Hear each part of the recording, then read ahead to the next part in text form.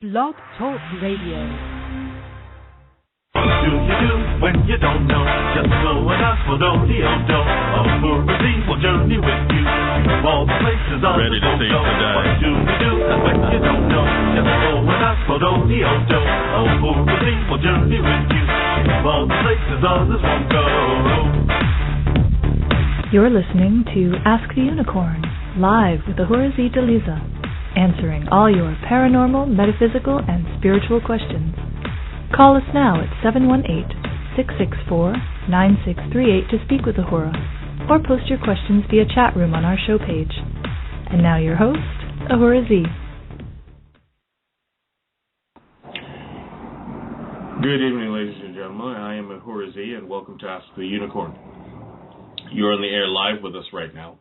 I think what I want to open the show with, hold on a second. Before I do that, Kazi, say hello. Good evening, everybody. Welcome to Ask the Unicorn tonight. I hope we can put on a good show for you all tonight. I have to apologize for last week's show. We experienced some technical difficulties. There was really nothing that we could do about it. However, we will try to see if we can actually make things a little better. Okay? Now, for those of you that would like to call in, the number is 718-664-9638. That is 718-664-9638. It would be a really good time for you to call in and ask your questions, whatever your questions may be. I will answer anything that has to do with the spiritual, the metaphysical, the mystical, and the paranormal. All right, now let's go right to questions. What do you have for me tonight, Kazi?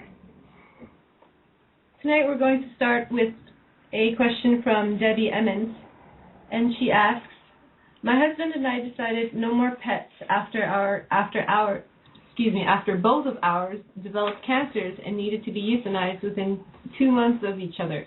We're caring for my daughter's pets, but I'm concerned about what caused the cancers. Should I worry?" Well, I don't think that's a reason to just kind of make a law not to have any more pets. Unfortunately, pets go through a lot of things, just like people go through a lot of things. I don't think that you need to be concerned about those things. I think what you need to do is maybe have the pet checked out ahead of time.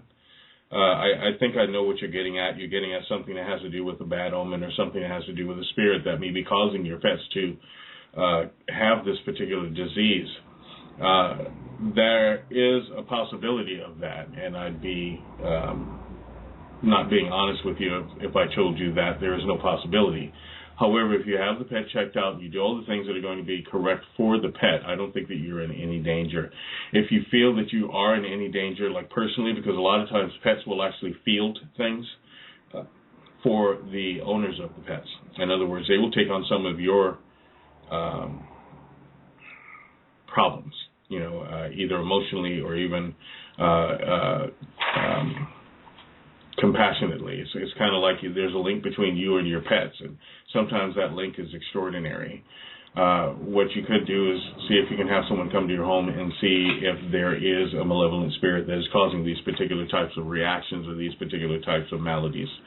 And, someone like me or myself, if you're local or you're in a place that I can reach you, would be more than happy to provide the service. But I really don't think that's anything for you to worry about. Just have your pets checked out if you really want a pet, because it sounds like you really do, and you're just doing it to make sure that you don't cause any more damage to any of the pets. And I'm sorry that happened to your pets. I really love dogs. And I'm sure that you do too. So just have the pet checked out. I hope that helps you. Okay?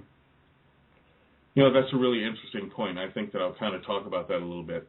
Animals are very important. I know that in our society, many people treat animals like people. That's not necessary. As a matter of fact, that's a little absurd. They're animals, and they have different needs than we have. I know there are a lot of animal rights activists that put themselves in danger in order to, quote unquote, protect their pet or protect others' pets or make a stand on behalf of different animals. And a lot of them can be should be praised for their efforts. However, there comes a point in time where you get just kind of absurd about pets. I was out shopping today, and there were some people that were petitioning to have a certain type of hunting or a certain type of trapping of bears banned. Well, that's great. That's all great. But these people had absolutely nothing to do with bears, and you can just kind of tell by what they were doing in their appearances that they really didn't know much about bears at all. If they knew about bears, then they would have a valid right to be out there doing what they were doing. I could stress this to all of you that, if you can do something in the service of or in the efforts of protecting nature and protecting animals from being inhumanely treated, fine, do that, but at least learn something about the animal before you just go out on the street thinking that it's just a job or it's just some kind of bandwagon that you wanted to jump on. Know something about the animal that you're dealing with, or the animal that has been treated badly. There are a lot of associations that claim to be protecting animals, and they're really not. I won't name any names, but there are some of them that are pretty big that do not protect the animals. What they do is they put on a good show. So, enough of that. Let's go back to other questions. However, I do hope that helps you. Please have your animals checked out. Okay, what do we got next? Do you believe in a negative superpower that directs all the other negative beings like a dark army? Well, I don't view it as a superpower. I view it as a part of the nature of light and darkness. There are some that influence. Remember, we live in a third-dimensional reality, and that third-dimensional reality takes precedence. However, there are forces that are of light and that are of darkness, and they reign over those that accept them. Now, we in this country like to look at other countries as being the negative force or the evil force, and other countries may look at us as the evil force, and that's subjectable. However, there is definitely a force of light, and there is a force of darkness. There is a force of good. There is a force of bad. Whether or not someone wants to acknowledge that is irrelevant. The fact that there may have been one energy that really had no dual nature, it became dual, and then that duality took on the life of its own, and now it's hungry, and it's been hungry for many, many centuries. And because of that, we have sides that are pronounced such as good, and sides that are pronounced such as evil. And so I don't really believe in that. I know that to be true. If you've been around in this country and in this world, you can see there are people that do good things, there are people that do evil things. And you don't have to believe in anything. You just look at what it is that you see. And you look at what it is that you've experienced, or you look at what someone else has experienced, or listen to their experience. That's one of the things that makes us great as a people, is that we have a collective experience or collective knowledge of each other's experience if we're accepting enough.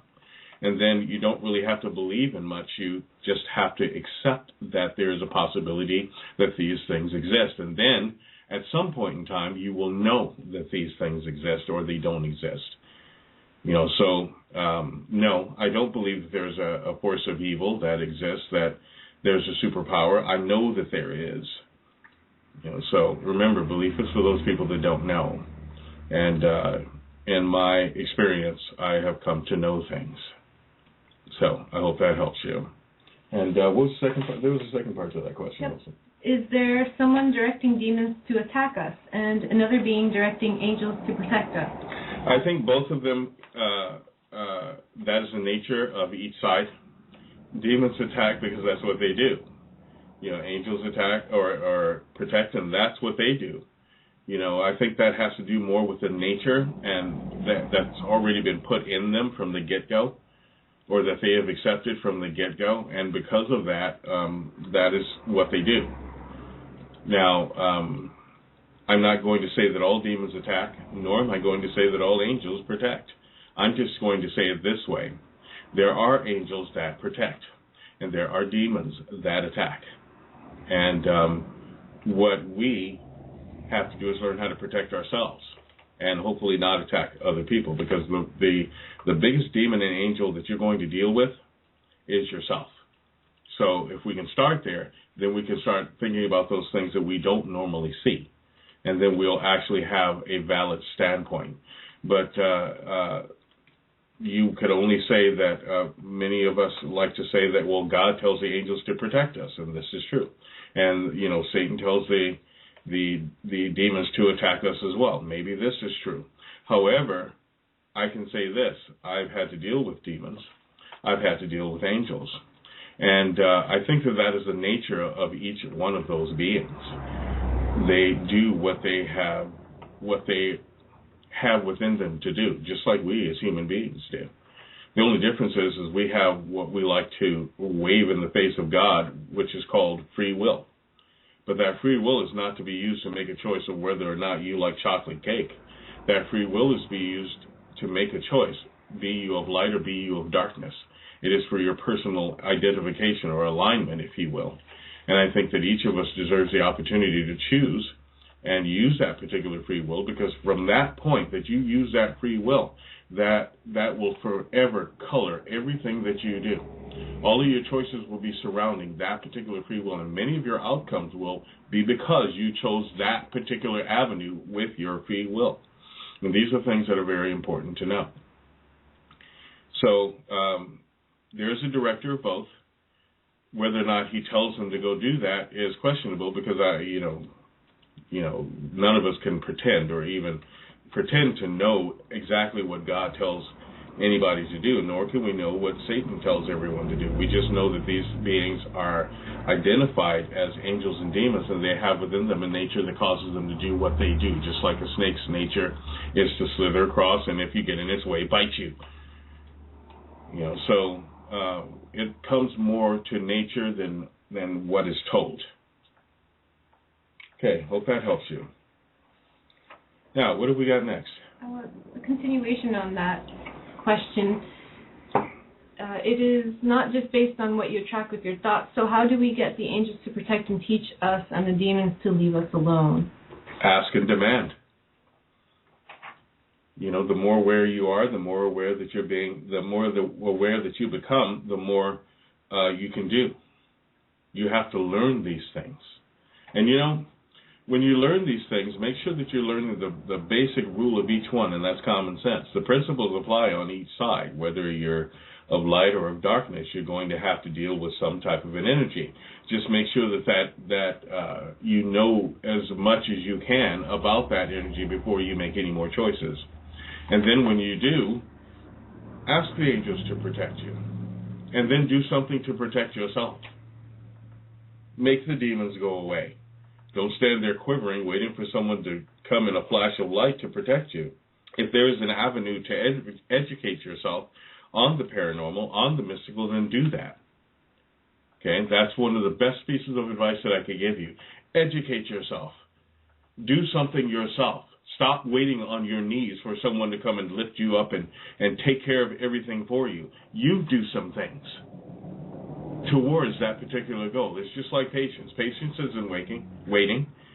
Patience is ever moving forward. It's ever moving towards your goal. And just like that, protection is always in your mind first. Security is in your mind. Okay, to make things go away, you've got to do something. Don't do things that are going to invite demons into your life. And then when you've got them out, don't get cocky. You've got them away, keep them away. Do the things that you know to do that are going to keep demons away from you. Do the things that are going to keep negative things out of your life. You can't expect to go around spotting negativity all the time and then be protected from demons. Because if you're spouting all of that negativity, what's going to happen is you're going to act like a giant attracted to demons. You're going to be like this one thing that says, I've got nothing but everything bad to say, so that's what I'm going to attract. And that's exactly what you will do. Stop your own negativity first, and negativity will leave you alone. This is just the way things are. There's an old saying on the streets, don't start no mess, won't be none. So think about that before you start wondering, well, how do I do this, and how do I do that? Look at your life. Look right at your life. See if there's something that can be improved in your life to cause negativity to leave you. And when there is, and it's done, don't get cocky and say, well, things are going pretty good in my life right now, let me be negative. No. Once you've let negativity go, let it go. Once you've let darkness go, let it go on its way. Do not do something to cause it to come back. Don't say, well, I've got rid of this negativity, but I need closure. It's been closed. Leave it closed. That would help you a lot. All right. I hope that helps you. What do we got next? This next question is from Jessa, and she asks, I keep a bloodstone and amethyst with me and on me at all times, but they seem to have lost their charge. I've tried the moonlight and putting them near electronics, but it hasn't worked. How do I clean them? I think I kind of answered this question before. You need the sun's light. And I don't care what people say that, it's going to fade the stones and it can ruin it. Listen, the sun is kind of a physical power of all things, okay? You need to charge your stones with using the sun. You need to charge your stones using every element that you can, so earth, water, wind, fire, and then electricity. Use those things. The sun gives life to everything. Heck, it even makes the leaves greener on a plant. So what makes you think it's going to ruin your stone? It's going to fade your stone out? Not unless you leave it out in the Sahara Desert for about a week. But think about it just for a second. If you just recharge it using the sun's power, and then you can even put it in water if you want to, as long as it's staying in the sun, it will recharge your stones. Beyond that, one of the best things to recharge a stone is to just put it right back into the earth, and then it will recharge itself. I find it really interesting that they don't teach these kind of things in regular school. These are things that should be part of normal curriculum. It just should, so that everyone is prepared for those things that are seen and those things that are unseen. No one has to believe in anything as long as you're well prepared. So that's the remedy for what it is that you're doing. You've shown yourself that the moonlight hasn't worked for you, remembering that the moonlight is merely a reflection of the sun's light. So start with the sun, start with the basics, and you'll get there. And I hope that helps. All right, what I'm going to do right now is I feel like playing a song, and I think this particular song will help everybody just kind of, lighten themselves up a bit. I think what we're going to do is we're going to play something that I wrote a little while ago just to get everybody's energy moving. This is called Kazi Raver. And yeah, I wrote it for Kazi a few years ago, but it's a lot of fun, and I hope you all enjoy it. I'll be back in a little bit, and we'll get right back on these questions. Listen, if you have a question that you need answered that has to do with the paranormal, the metaphysical, the spiritual, or the mystical, or even things that, you're not sure what category that there are, such as things to do with the aliens or things to do with, extraterrestrials, or things to do with, things like the Sasquatch or the Yeti or things like that. Go ahead and ask these questions. Myself being a telepath, I have these answers, and I will answer your question in the best way that I possibly can so that it makes sense to you. You don't have to listen to any kind of mystic jargon from me, because I'm not really that type of mystic. People think that the moment that you hear unicorn, that means, something light, airy, and fluffy. I am not that kind of unicorn. I'm sure that there are, and that's wonderful that there are the light and fluffy unicorns. I happen to be someone who's experienced life and is experiencing life, and listen, many times life is just not light and fluffy, so I am not a light and fluffy unicorn. I know how to use my horn. So I'm going to play Kazi Raver. We'll be right back. And listen, for those of you that want to call, the number is 718-664-9638. That is 718-664-9638. We'll be right back. You're on the air live with Ahura Z. This is Ask the Unicorn.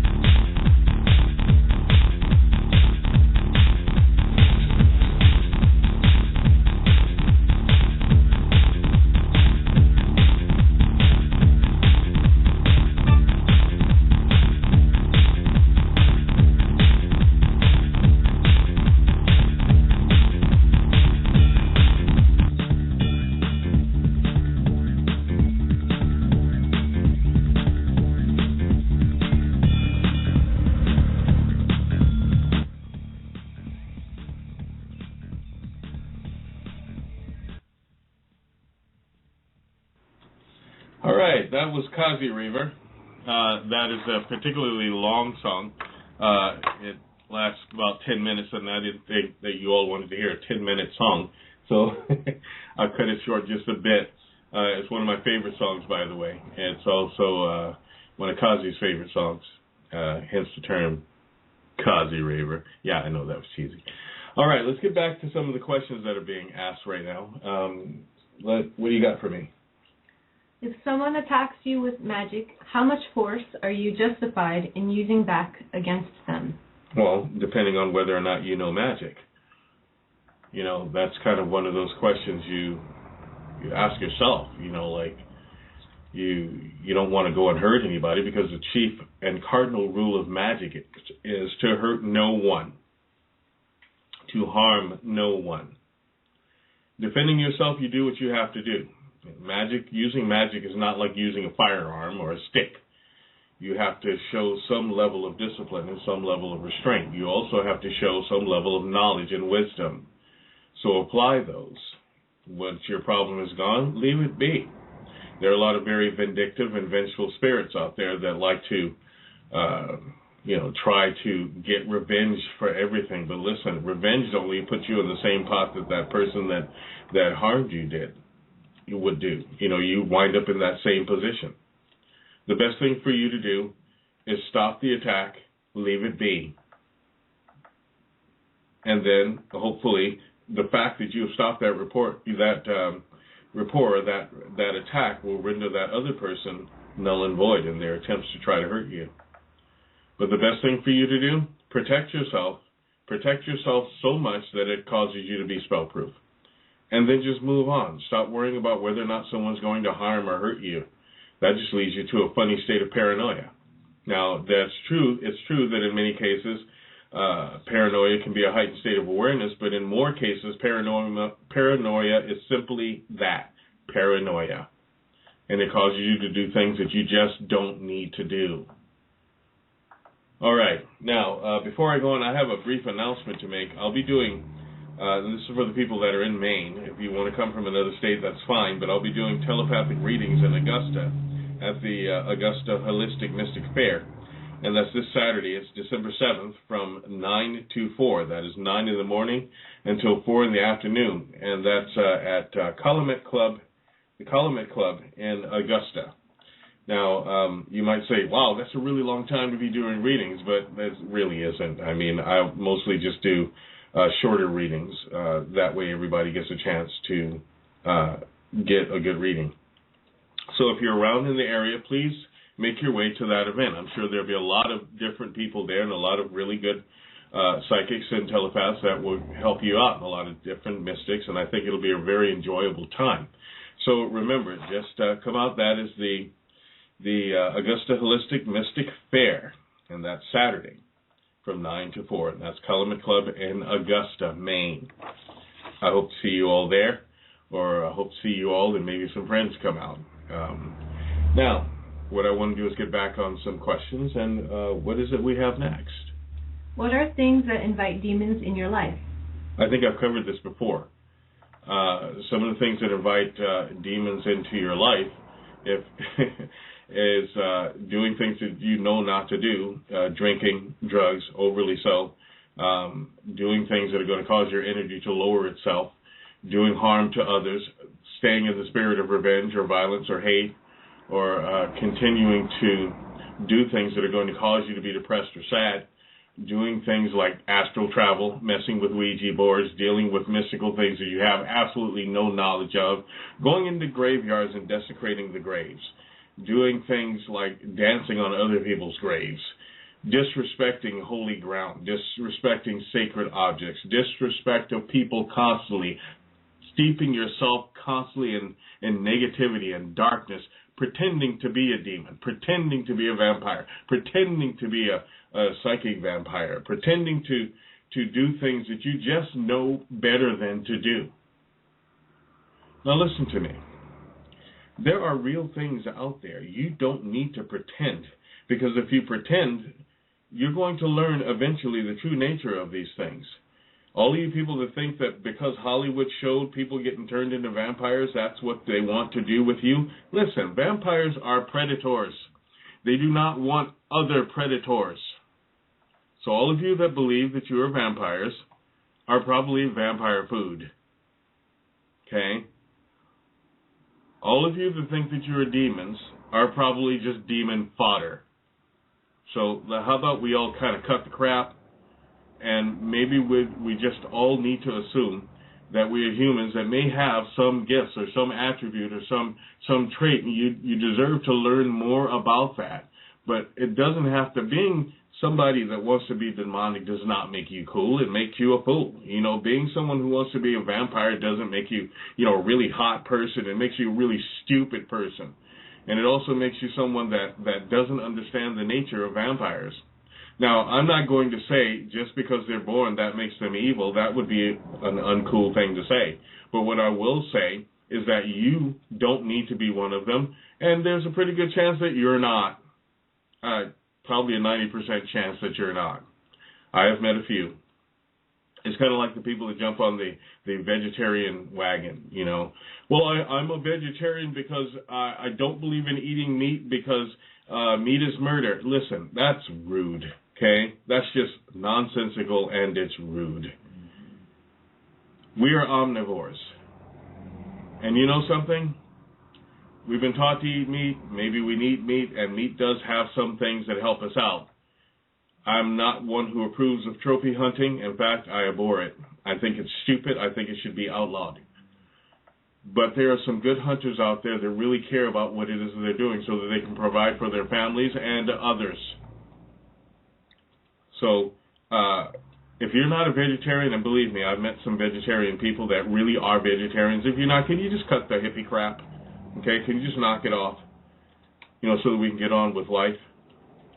Meat has its place. You don't have to treat animals badly.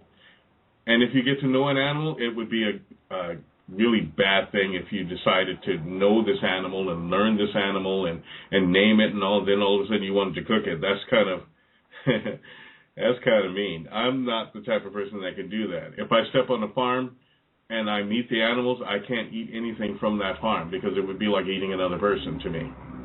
However, I've chosen to believe that meat comes from the meat machine at the supermarket. That may not be, a magnificent logic, but it works for me. So, it's the same with these questions about demons. How can you invite a demon into your life? That's the wrong. How about if I help you correct your question? How do you keep demons out of your life? It would be the best thing for you to ask. So I'm going to help you with this one and just say, do the right thing. You know what the right things are. I've already told you what I think about astral travel. I don't care what the videos say. I don't care what the astral travel experts have to say. If I have to go into the astral realm, it's usually to save someone's behind, and I am not a happy person. The astral realm is no place for a person like me or a person like you. I don't care what video you saw. I don't care what meditation tape you heard. I don't care what celebrity psychic says, whatever they have to say. I'm someone who knows these things. And you do not belong in the astral realm, so keep your little butt out. Okay? You can invite all kinds of things into your life by doing things like this. And leave those Ouija boards alone. Really, seriously. It is a contractual mechanism. You don't need it. However, for those of you that really want to do these things, that's your choice. I can only tell you the smart thing to do. Beyond that, it is up to you. So, I hope that helps you out. You have to kind of forgive me for my blatantism because I am a bit of a disciplinarian and a hardliner when it comes to doing things that would cause a person to be possessed or obsessed. All right, let's go to some more questions. What have we got? Oh, we have a... Oh, okay. It looks like I have a phone call, and this is Elise, so let's welcome Elise to the show. How are you, Elise? Hi, I'm okay. How are you doing? Just wonderful. That's good. What can I do for you this evening? Well, I have this reoccurring dream that I'm standing on a planet with the sky is like pink, and there's two moons in the sky, and I'm wondering, it just seems so real, and when I wake up, I feel like I was really there, and I don't know if it's like I'm from that place, or I really don't know what it is. Well, we talked a little bit about that last time, that everyone has an origin. Okay? And you may have a bit of a remembrance of being in a place like that. So I'm not going to put things outside of the realm of plausibility. Okay? You may have just saw a vision, or you may have actually in your soul and in your nature transferred yourself there and been there. You know, there are a myriad of possibilities. If you know that you felt like you were there, who am I to question you? It could be a place that you were from. Also, there's another part of the dream where I've seen beings, and this might sound kind of weird, but when I saw the series of Merlin, being in that series that looked almost exactly like the beings that I saw in my dream, even before I saw this show. Which beings were those? They were very tall and very thin, and they had light emanating from them, and their fingers were very, very long, and they could heal people. You know, it's really interesting because that's almost a common depiction of what people see when they see extraterrestrial beings. So you may have actually been one of those many people that were called abductees. But in your particular case, I don't think that it was an unpleasant experience. You know, so it may be a place that you were from. It may have just been a vision. All the same, it meant something to you. And if I were you, I would hold on to that vision. I understand that you do art. Perhaps you can, use your artistic ability to paint such things. And then it may help you to explain more. There's obviously a message in it since it's reoccurring, correct? Yeah, it is. I dream of it frequently. Yeah. There's obviously a message in there. There has to be something to the more than one moon and the color of the sky. Remember what pink represents. Pink represents bravery. It represents fearlessness. It represents pure love, and it represents friendship, and it represents friendship and family and transformation. That falls under the dome of Scorpio, which has to do with transformation. So perhaps there's something on the inside of you that is actually transforming and coming into being now. Oh, but I've had this dream for years, like over 20 years now. Well, this is what I'm trying to tell you, that there's obviously something that means something to you, and it's something that is happening on the inside of you, and that could be a place that you were from. So where your origin actually is. Remember, you're one of people that have a recollection of being in another place even before you were born. Yeah. So because of that, you have to think about the different places that you may have gone, or the different places where you may have lived. Listen, think about all of the planets that we have in our solar system. You can't just call those coincidence.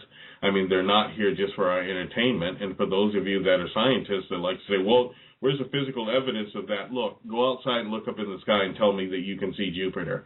Where's the physical evidence of Jupiter? You can't really see it without a telescope. And even then, it could just be an apparition. So when you can bring me physical proof of Jupiter, then I'll validate physical proof of anything.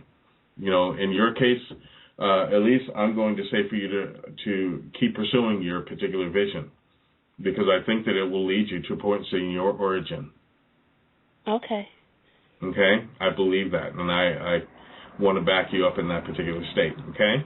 Okay, thanks. It's no problem. Remember, God makes all kinds of creatures. And all kinds of people, and all kinds of people in this universe. And for those of you that don't believe in God, I mean disrespect. I'm just telling you that, I know that God exists. And since I know that God and Goddess exists, I'm going to always choose that particular side. So I hope that helps you. Yeah, it does. Thanks a lot. It is good to hear you again, and I hope to hear more from you soon. Okay, thanks. Have a good You evening. have a good night. You too. Okay, All right, that was Elise. Elise is a frequent caller of ours, and I like when people call in. For those of you that would like to call in and have a discussion with me or have me answer a question on the air, you can reach this show at 718-664-9638. I enjoy when people call in. It helps the show, and it helps you. All right, what have you got for me next? Next question is from our chat room. Is there a prayer for your pets to feel calmer? And how do you heal animals?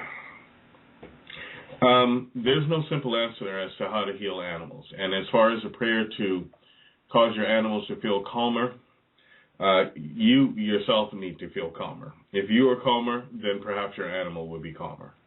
Okay? Remember, animals many times will take on the feelings of their owners and then reflect those feelings right back at the owner. So if your animal is running amok, maybe there's some part of yourself that is running amok. So start always with yourself. Pray for yourself and pray for your animal. Okay, if prayer is your mode, then do that. There's no specific prayer for that. I'm sure you quote one of the people that are from some of the books that are out there, but that really is not going to do you any good because you're different from those people. So what I'm going to say for you is to reach inside your own heart and say a prayer that is going to help your animal, and then do the things that are going to keep your house calm. Then your animal will be calm. All right. I hope that helps you out. What do we got next? I have had some traumas in my life, and my family taught me to be very negative as a child. How do I get my mind and emotions on the same page as far as getting positive things that happen in my life? In some areas like love, I have no positive memories, and that is from our chat room. That's very interesting. That's a good question, actually, because many people share the same concern. You know, how we grow up in our childhood usually colors the rest of our life, unless we find a way to remedy some of the problems.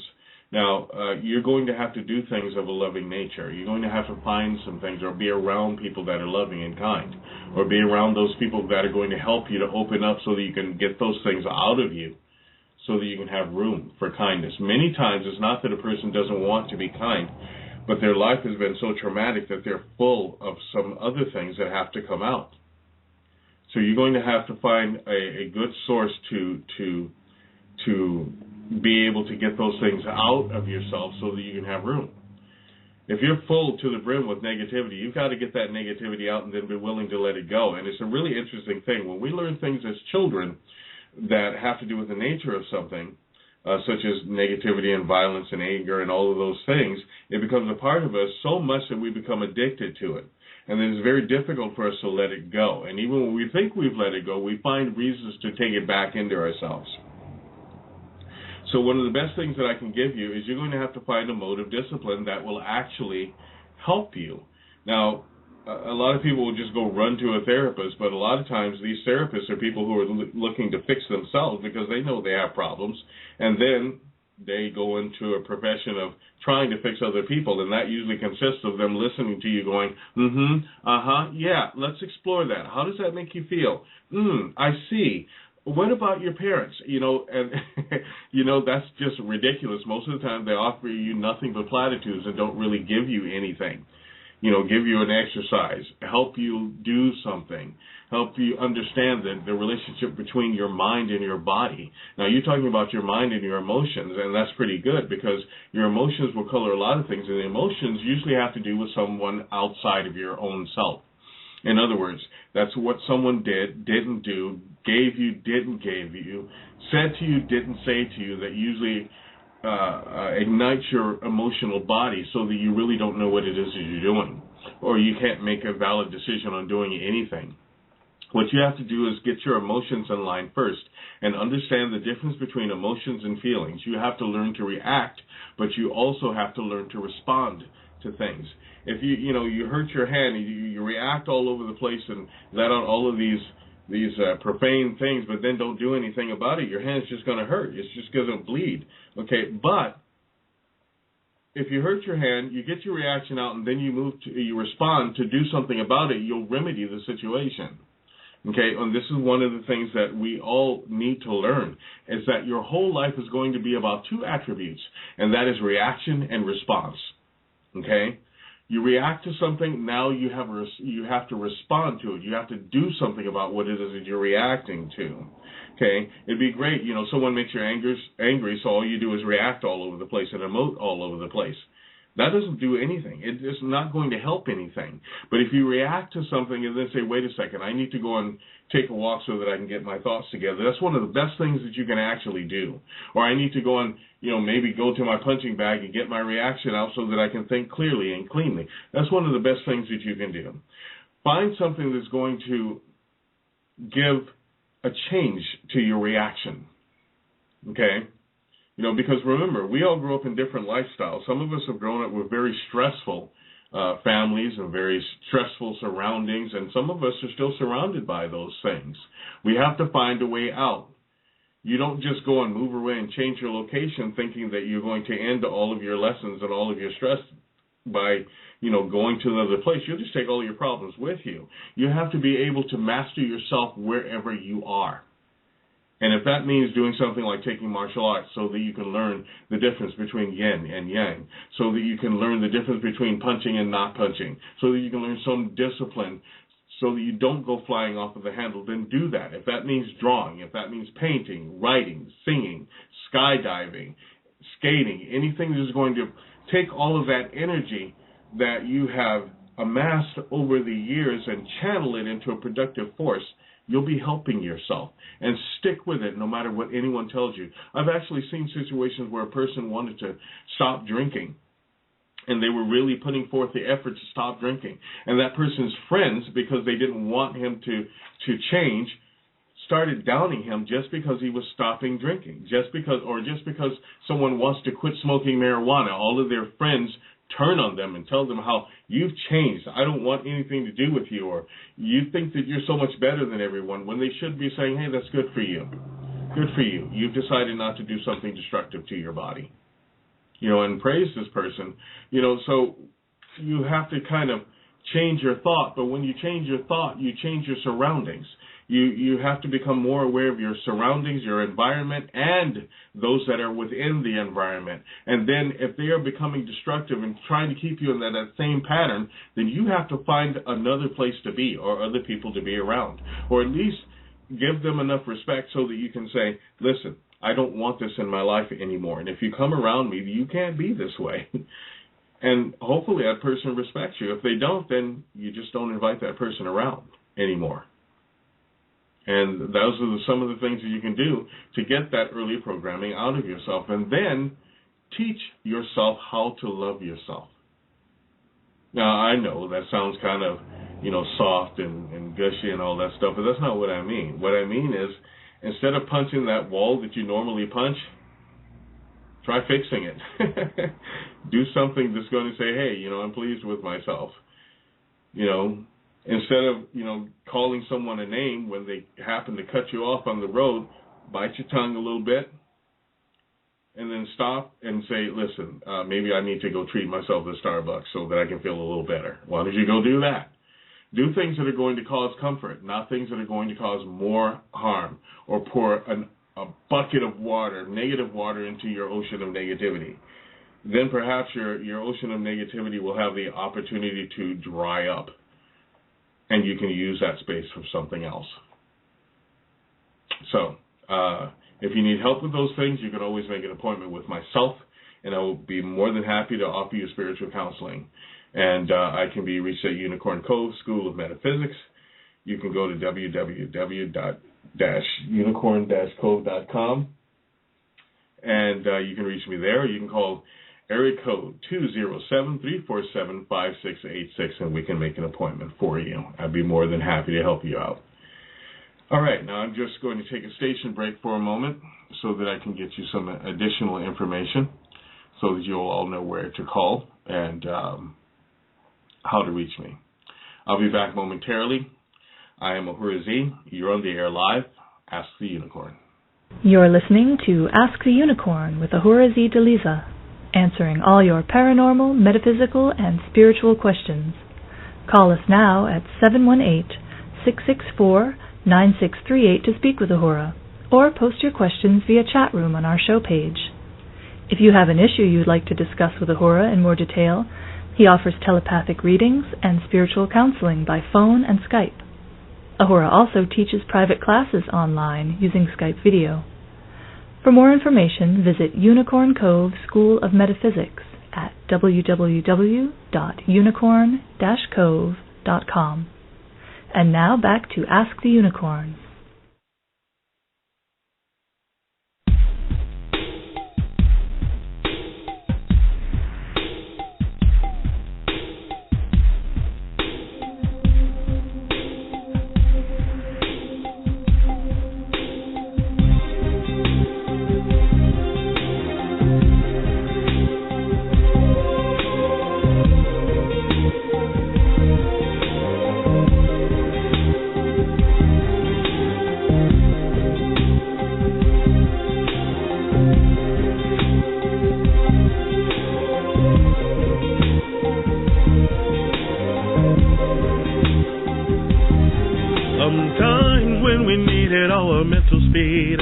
Seems to fade away because of memories of the past.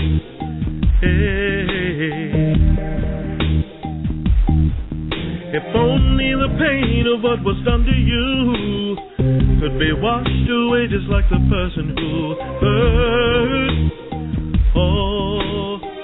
you.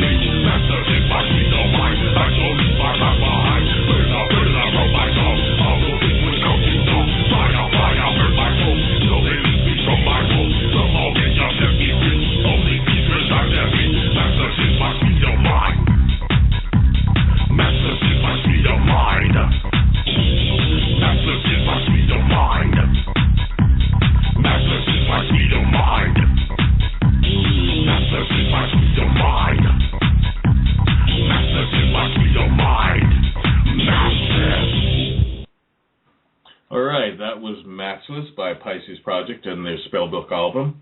If you like that music and you want to hear more of it and other pieces like that, you can just go to our record label. That is, the website is Unicorn One Records. That is www.unicorn1records.com.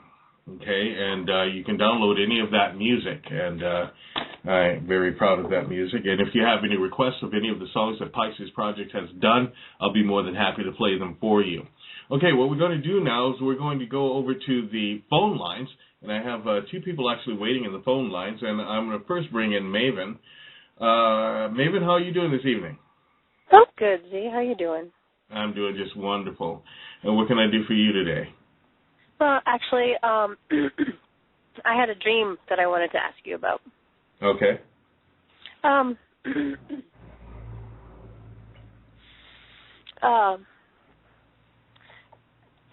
It was about PJ again.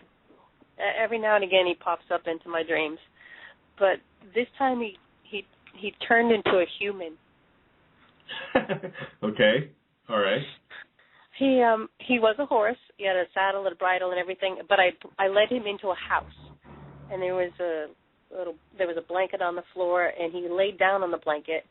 But there were two horses in the next room that I was afraid he was going to fight with. Okay, let me clarify to our listeners a little bit. PJ is Maven's old horse, very dear friend to her, and PJ passed on. Is that correct? Yes. Well, okay. Yes. I don't know when he did, but I know he did. Okay. All right, so the dream was about PJ, and PJ came into the kitchen and laid down. Okay, go on. Well, yeah, I think it was more like a living room, but I brought him into this house.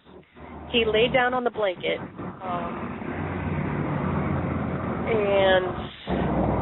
it looked like there was a small dog on the blanket too, but then the wind blew and this blanket blew up and hit the other two horses, and I spoke to this woman in the next, who happened to be in the kitchen, and said, I need to bring PJ back to the affection center.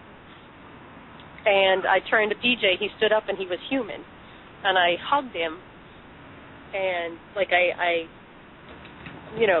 clung on tight and hugged him. And he asked when he was going back, and all I did was hug him. And I said that I loved it when he was like this. And then I woke up. Interesting. Yes. That's pretty cool, actually. You're one of the rare people that learns how to deal with an animal like any other living being. And I can appreciate that. In this particular thing, what it is that horse represents a lot of your own consciousness, or your conscious, so to speak. And you've changed a lot, and I remember how angry you were many, many years ago, and that anger has left you so that you can now listen to your animal totem, which happens to be a horse, but that is something that you've humanized on the inside of yourself. Okay? Okay. So right now your nature is changing, and because your nature is changing, how you think about PJ is even changing, and that's pretty cool. As far as the getting back to the center, I believe that this is actually PJ visiting you, and visiting you in a way that would help you, because if you saw him as a horse all the time, that'll send you into an emotional turmoil that we've all seen you go into before. Right. So I think that the nature of that is changing. You're finding a way to blend with your own. It's more than just one part. This is part of you blending with your own masculine nature. It's also blending with your own totem and your own power nature. Nice. And PJ is merely the representation of that, because you don't need to have your masculine nature being an adversary to you, because we know exactly what would happen, because we've all seen it happen before. And Maven declares war on all men, and we don't really need that. So right. You finally found peace with that particular part of your nature, that masculine nature. So I think that many of your relationships with men will be better. Okay. Well, that's good. And the universe just used PJ in that particular way.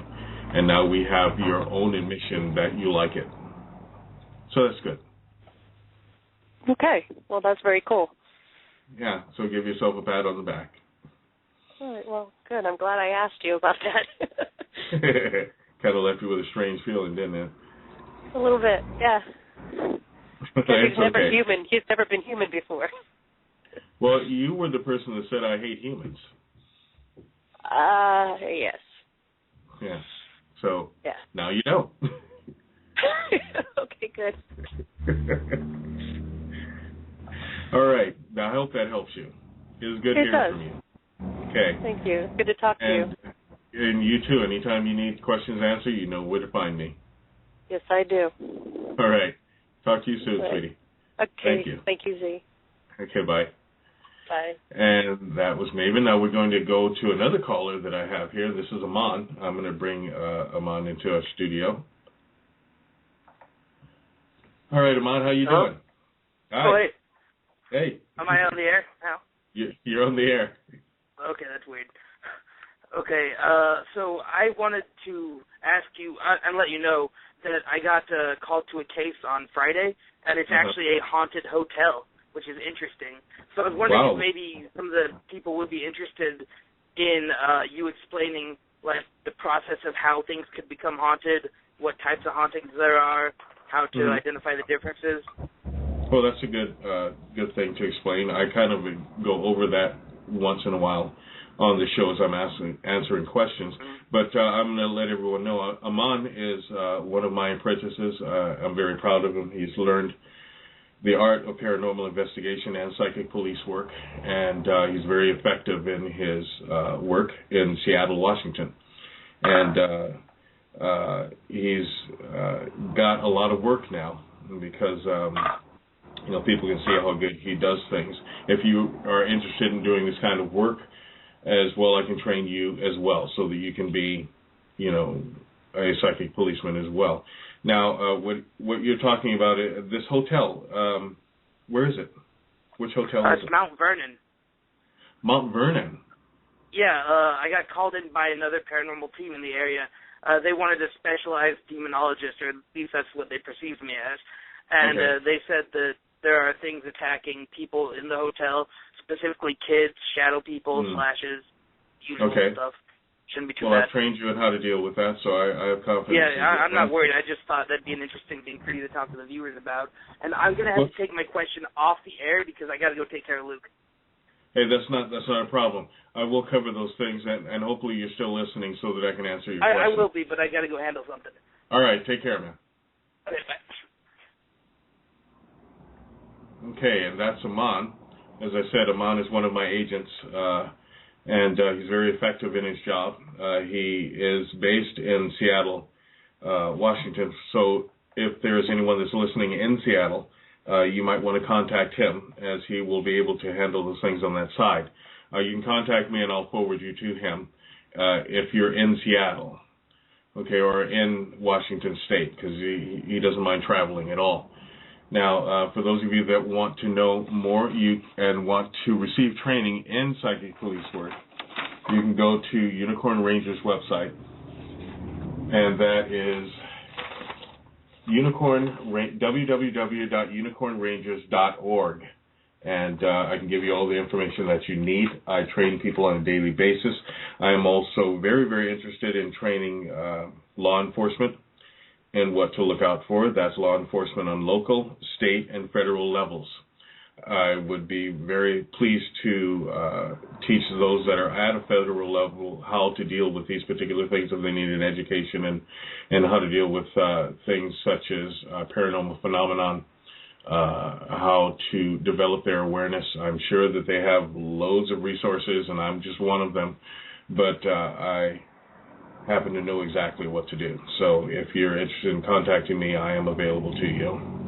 Now, an interesting thing you brought up is how things get haunted. Sometimes a person can die in a place, or they've already died and may not know that they're dead, so they're kind of looking around to find out who can talk to them, who can see them, and who can't see them. Sometimes a home or a development may be built upon a cemetery, an old cemetery site, or an old graveyard, or an old native graveyard, or something traumatic may have happened in that particular space. And this is how a house can become haunted. The land itself can be haunted. Sometimes the land can be poisoned by things that have been man-made, such as pollution, and that will attract lower-level elementals or other astral beings. And this is how things become haunted. Sometimes there's some very horrific things that have happened in a space, and those spirits may linger long after their bodies are gone. And sometimes it's just ghosts or signatures, energy signatures that linger so long. And this is how a place can become haunted. Now, you have to understand that you don't have to go looking for a haunting. Chances are where you're sitting is haunted. Chances are the school that you go to is haunted. Many children have gone to these schools, and sometimes the spirits of these children that may have passed on or may have grown up and passed on may find a very comfortable place to them, so they'll go to a place that they are very comfortable and where that's highly populated, and that may be your school. I know that there are places over in Japan that are very haunted, whole cities in the schools, and many parts of Asia, many parts of the central United States, and many parts of northern and both sides, east and west United States, that are very haunted. There's a whole underground city in places like Utah, and there's a whole underground network even in Maine, because this is where a lot of the underground railroads would come. And I've had the pleasure of going to a house and doing an investigation on a mansion that I actually saw some of the the spirits that were running, that were spirits of old slaves. And I chased them to a wall, and when I chased them to a wall, there was a doorway, and I asked the person that owned the house, I said, where does this go? And he wasn't sure himself. And then finally I said, this is a doorway. This was a doorway. And he remembered some of the records of the place that had underground compartments where many of the slaves were kept. So these things are what causes a haunting. And it's one of the most interesting things to actually do these investigations. Now, I don't go in calling anything out. There are a lot of paranormal groups that are so disrespectful that they go in and try to challenge a spirit someplace. It's some of the shows that are aired of people going in and trying to challenging them. And, I don't want to challenge anybody. I just want, if someone's being harmed by a paranormal occurrence, I want to remedy the situation. And I remedy the situation respectfully. I've also been in houses where there were spirits of dead children, or spirits of children that were kept. And they would hide in things such as the teddy bears, and they thought I was there to send them away. And, it was one of the saddest things. I had to just look and say, listen, I'm not here to kick anybody out.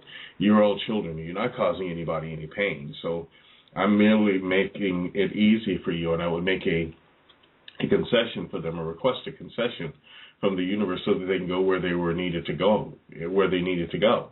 And you really have to have a level of respect if you're going to get into the area of paranormal investigation, because the moment that you go in with a disrespectful attitude, you're going to get disrespect. And listen to me very closely. Those spirits can do a lot more harm to you than you can do to them. Okay, so for those of you out there that think it's really funny to go in and call a ghost and say, listen, spirit, come on out. You're a big bad bully. Come on out now. Listen, you don't know what you're doing. Just cut it out.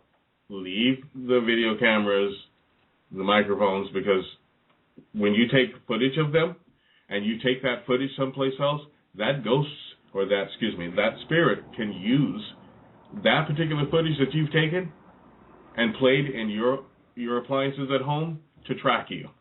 Believe you me, this can happen. And I've had to help a lot of people that have been kind of poisoned by these events. There are a couple of very nice groups out there, very good groups out there, very dependable groups. One of them that I know of personally is called the East Coast Ghost Trackers. They have a level of respect for the entities, and I will definitely give them a shout out and tell all of you that if you need just a paranormal investigations team, get in touch with them. They have respect for your home, they have respect for you, and they have respect for the spiritual occurrence or the paranormal occurrence. So give them a call. That's East Coast Ghost Trackers. You can look them up online. All right, now let's get back to some other questions. What have you got for me now? Next question is from Jessa. She says, when reading auras, I see mostly white and yellow. Mm-hmm. How do I channel and focus clearly? I see their colors when I'm closer, like real close. How do I get it further away? Well, you have to receive training. If you want training in these particular areas, remember, I do train in these particular areas. However, what you're seeing right now is the etheric body and part of the astral body. That's why it comes off as white and yellow. You can get the same impression when you look around most of the trees. The natural energy signature of the earth and the etheric field of the earth is white and yellow. So that's what you're seeing right now. You're going to have to practice, and there's some good techniques to help you to practice. Next time, see if you can distance yourself from the person, and then half close your eyes as if you were sleepy, and then just kind of move your head side to side until you get the impression. Okay, and once you get the impression, try to put little bits of concentration instead of trying to strain your brain and really, concentrate on something. You have to learn little bits of concentration and how to dole that concentration out bit by bit by bit. Now, if you have any further questions or you need help, I do train people, and you know where to find me. Okay? All right. What we're going to do now is we're going to go back to the phone lines. I have a caller here, and that's Barry, so I'm going to bring Barry in. How are you, Barry? Welcome to Ask the Unicorn. Hi. I had a question. How do you find what would be a good name for yourself? Like if you have an idea of a name, but you're not sure if it's going to have a good or bad effect on you. Well, you know what you can do? That's a good question, and I've answered kind of a question like this before. You'll have to try it out for yourself and see if it resonates with you. Now, if it doesn't, then I suggested you let it go immediately. But we all have the right to give ourselves what we think our vibration is. Okay, so you're going to have to do a little bit of numerology, and if I were you, I would definitely look into numerology, because everything that we do is numbers. Okay, no matter what it is that we do, it can be equated to numbers, and when you're called something, that equates to numbers, and those numbers mean something. Okay, just like the colors of something mean something, or the sound of things means something. So when someone calls you, you're using a combination of numbers and sound. Do you understand? And those things, they can color your life one way or another. So you're going to have to think about what that adds up to.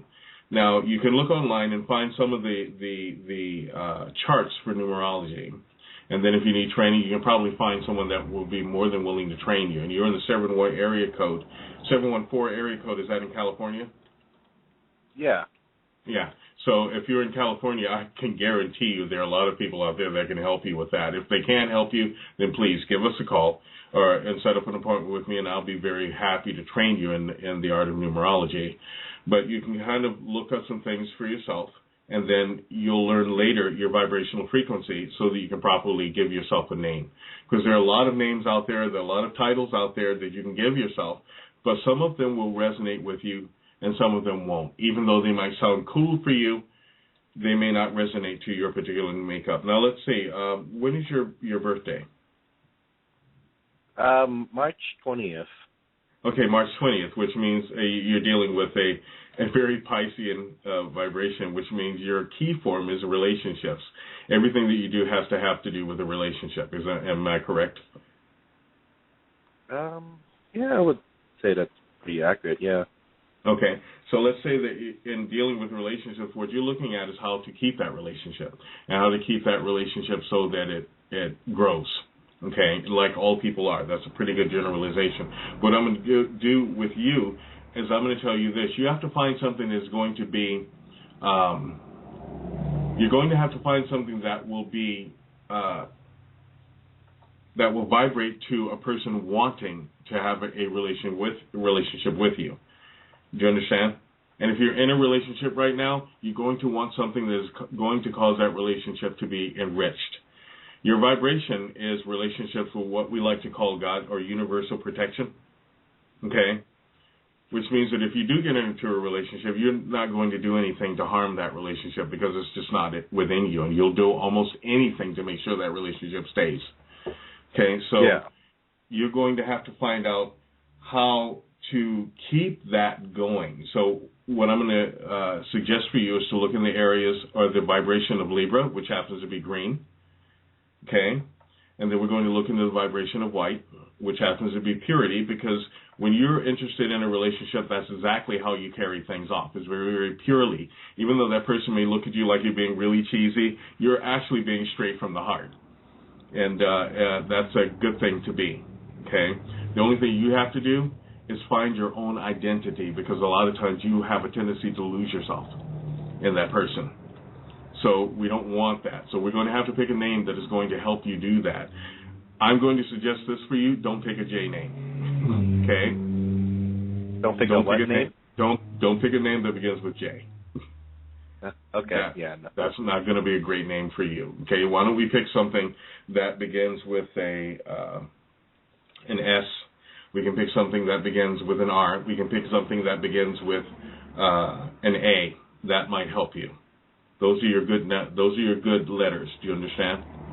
Because they'll help you get your... The name I had in mind would start with an N. Okay. Okay, N is more of a 5 vibration, and that will lead you into an area that I don't believe that you want to get into. A 5 vibration is transitory, and you don't need transitory energy because it'll cause things not to stay. Do you understand? And you're not the type of person that wants things to just come and go. You want you want a level of permanence. So why don't we stay away from the 5 vibration, okay? Why don't we go for something like a 2 vibration, which would be a B or a K or a T? Why don't we go with even a 9 vibration, because you do have your own level of spirituality, okay? So, and your own level of intuition. You may not know exactly what that is, but I know that you have that. Okay, so why don't we just look around and try some things first before we say, okay, this is what I'm going to do. And if you need some help, please call me. I'll be more than willing to sit and spend some time with you. Okay. Oh, thank you. I really appreciate it. Okay, I hope that does help you. Just remember, pick something that's going to resonate with you. And try a bunch of things. Don't just try 1 or 2. Try a bunch of things. I've given you just a little bit of an outline for you to stay away from, okay?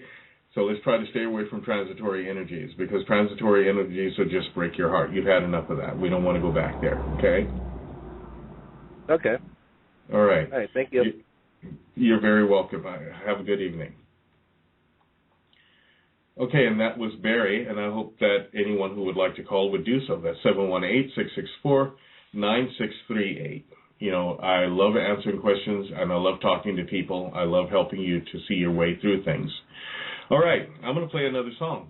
Now, this particular song is called Yahweh, and the reason that I got this song is to help block things such as tidal waves and typhoons. And recently, some of our brothers and sisters have had some tragedy in their lives with the giant typhoon that happened. And this particular song I wrote to ward off such things. It is a prayer. It's an old prayer, and I sang it in Hebrew.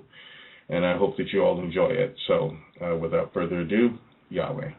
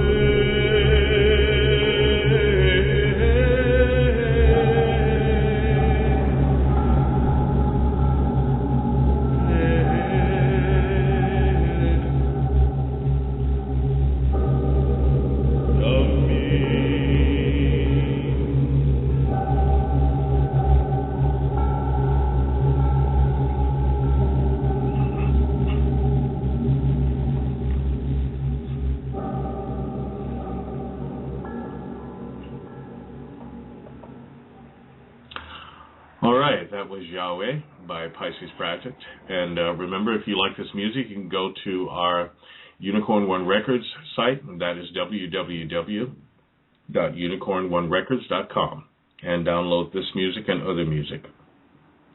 All right, what we're going to do now is go to the phone lines. I have Kelly online, so we're going to bring Kelly into the studio. How are you, Kelly? Hey, Lee. What's up? Hey, I'm good. How are you? I'm good. So my question is about time travel. I was wondering, how does it work? Well, time travel is kind of self-explanatory. You travel through time. Now, how frequent that is beyond me. I do know that there are time travelers, there are people who understand the concept of time and space and understand how to transcend such things. Now, if you have a machine or an apparatus that can get you to do that, wonderful. You let me know, because then I can go back to my time. However, it's pretty self-explanatory. You travel through time. I mean, the possibility and plausibility of that happening has always been in question, but think about it just for a minute. Some of the things that we've experienced and some of the things that we have discovered and some of the things that we know had to have been brought to us by people that come from another time. And whether or not someone believes in such things is irrelevant.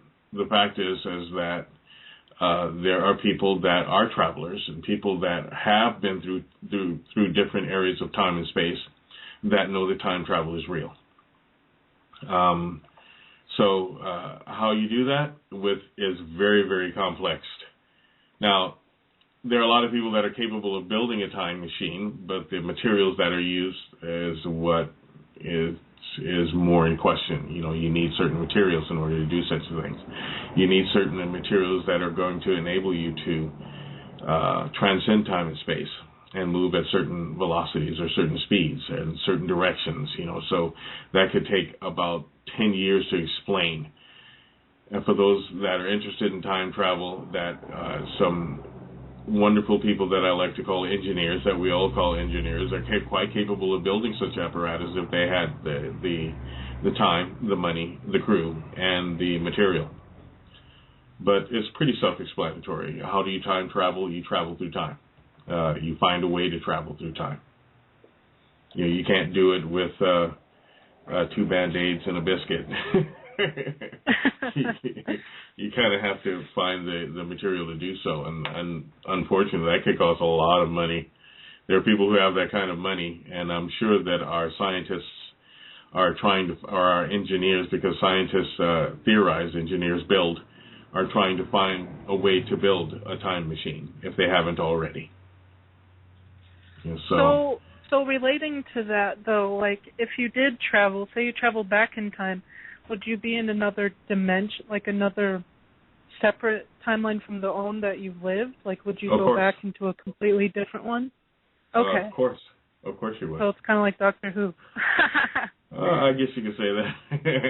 It's kind of like that, but, you know, I think one of the most accurate descriptions that was made in Doctor Who is that time is kind of not linear. It's more like a in and out, left, right, front, back, up, down, kind of a timey one.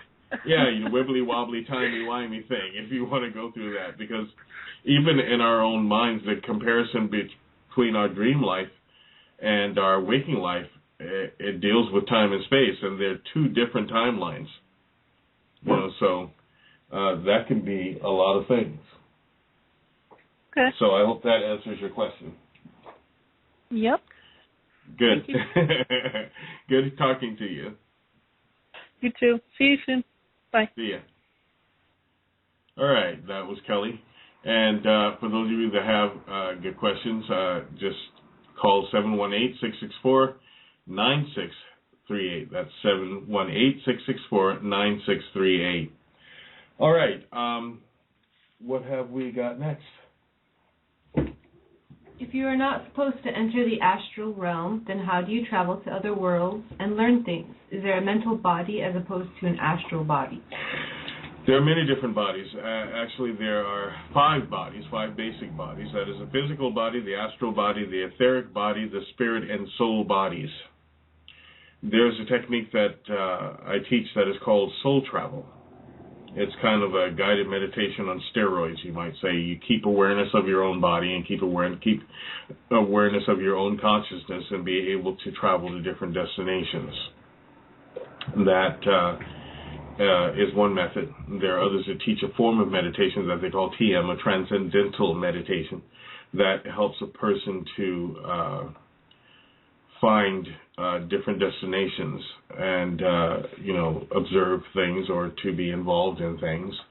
And I'm not sure exactly how much that can do. I do know that soul travel, you can be in 2 places at once and still be aware of your body. The whole idea is to not leave your body. Your consciousness can go anywhere. You can even send your thoughts as far as Pluto while listening to this show.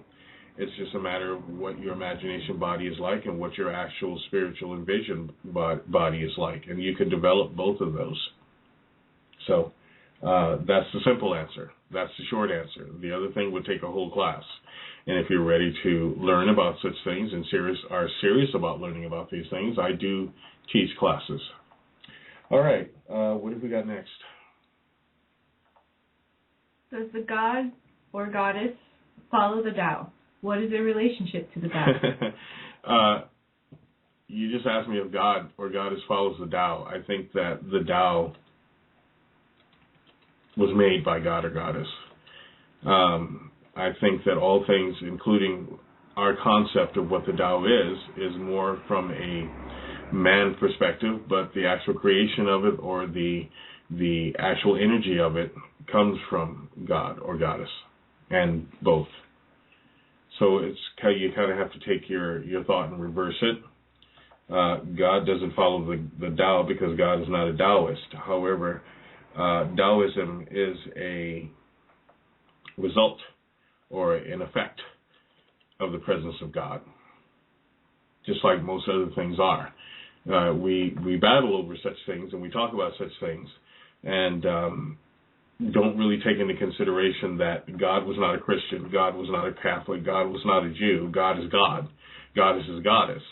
And because God and goddess are God and goddess, we have all of these things.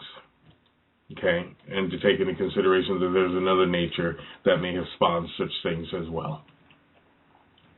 Okay, I hope that helps you.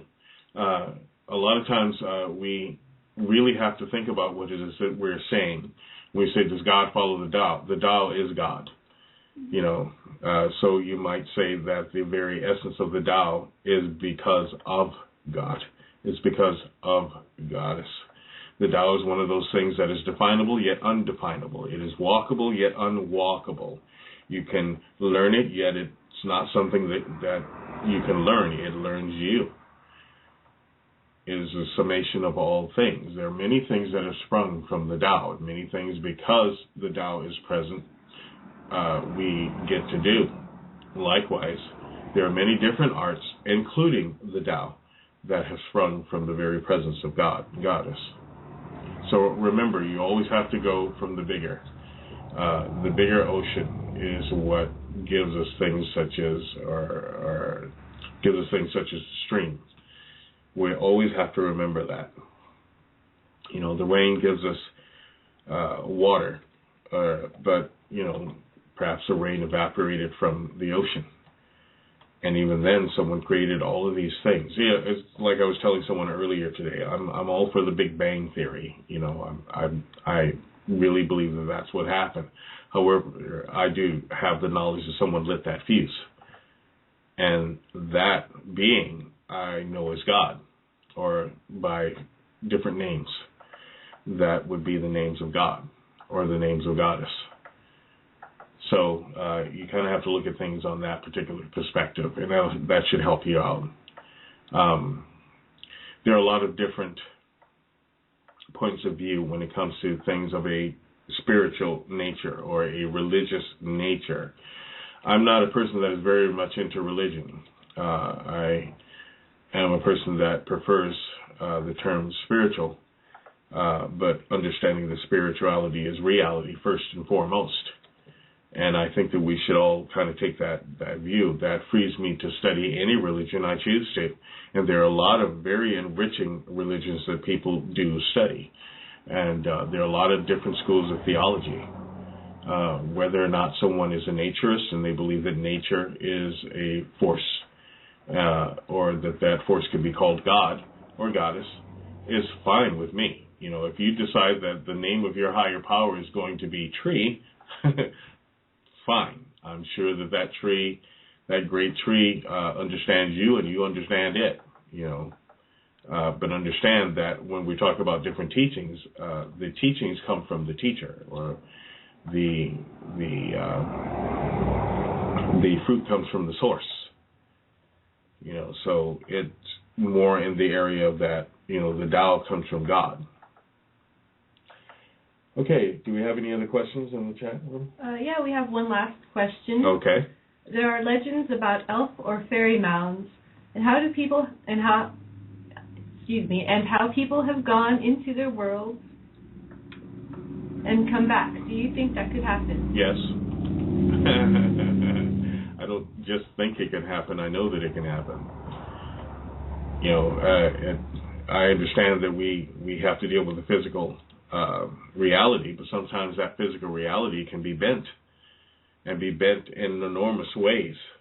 You know, what we like to call fairy rings or mounds or different portals in different worlds are very, very real. You know, just because certain people don't experience that doesn't make it not real. Certain people do experience those things and have great stories to tell and accountings to tell of their adventures or their journeys into these places. There are places that could be there one day and gone the next. And yes, it can happen, and it does happen. I've also seen stones that actually appear to slide across the sand, you know, so without anyone touching them. You know, there's accountings of a petrified forest, and there's no real accounting for them, but they happen. There are places where the gravity is turned upside down. There are places where you walk into a room and then you have to walk around to get out of that room, even though the door that you walked into is open. There are caves that are so phenomenal that you know that you're in a different place. And there are people that live in these caves. There are creatures on this earth that have been here far longer than we have, that have learned to evolve and adapt, so that you could be looking right at them and not know that that's a creature, or that you could be looking right through them and not know that there's someone standing there. There are so many wonderful things that exist in this world, and so many different adventures that there are to experience. All you have to do is be open to them. All you have to do is be accepting of the fact that these things exist. And even if you're not, if you get taken aboard an alien vessel, extraterrestrial vessel, and you know that you're there, you get back and some skeptic society says, well, there's no physical proof of that. You've gone to this particular place. You know yourself. It goes beyond whether or not someone actually believes in things. Remember, the existence of a thing negates whether or not someone believes in it. And these days, people have experienced all kinds of things. And they experience them on a daily basis, and so do you. And you have questions. And when you have those questions, the universe has provided a way for you to have those questions answered. And that would be me on this show, Ask the Unicorn. And with that, I'm going to end tonight's episode, hoping that you all have a wonderful weekend, or that you all have a wonderful week, and then wonderful weekend. And I will be right back next week, same time. I told you all about the place that I will be at this Saturday, and I hope that those of you that are in Maine will make it up there. Okay, that is in Augusta, and that is the Augusta Holistic Mystic Fair. That's this Saturday from 9 to 4, and that's the Calumet Club in Augusta. I hope to see you there, And if you do see me there, just come up and say hello. And I'll say hello back, and we might have a great time. Okay. So, I'm ending this episode. I hope you have all enjoyed this, and I will see you next week live on Ask the Unicorn. Good night. You've been listening to Ask the Unicorn with Ahura Z. DeLiza. If you have a personal matter you need help with, Ahura offers telepathic readings and spiritual counseling by phone and Skype. He also teaches private classes in an array of subjects online using Skype video. Visit Unicorn Cove School of Metaphysics for more information at www.unicorn-cove.com. If you have a question for Ahura to answer on a future episode of Ask the Unicorn, you can email it to questions@asktheunicorn.com and we'll add it to the list for our next show. Ask the Unicorn broadcasts live every Wednesday night at 8 p.m. U.S. Eastern Standard Time on Blog Talk Radio. Visit our website for more information and to hear archived episodes of our show at www.asktheunicorn.com. When you don't know, just go and ask for do-de-o-do. Ahura Z will journey with you to all the places on the go. What do you do when you don't know? Just go and ask for do-de-o-do. Ahura Z will journey with you to all the places others won't go.